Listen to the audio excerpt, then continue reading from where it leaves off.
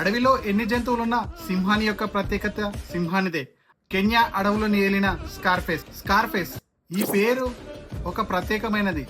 అలాగే ఆ సింహం కూడా ఒక ప్రత్యేకమైనది. 2012లో జరిగిన ఒక భీకర పోరాటం తన కుడి కంటి రెప్పను కోల్పోయింది.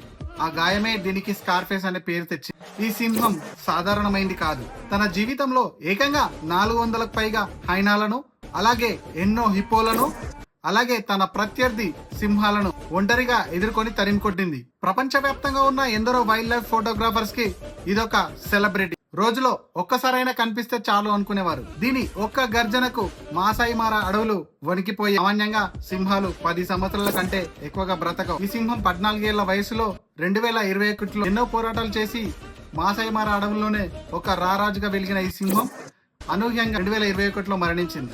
శరీరం అంతమైన అడవిని పరిపాలించిన ఈ రాజు కథ ఎప్పటికీ అమరమే. ఈ వీడియో కనుక మీకు నచ్చినట్టయితే ఛానల్ని సబ్స్క్రైబ్ చేయండి, వీడియోను లైక్ చేయండి. Thank you.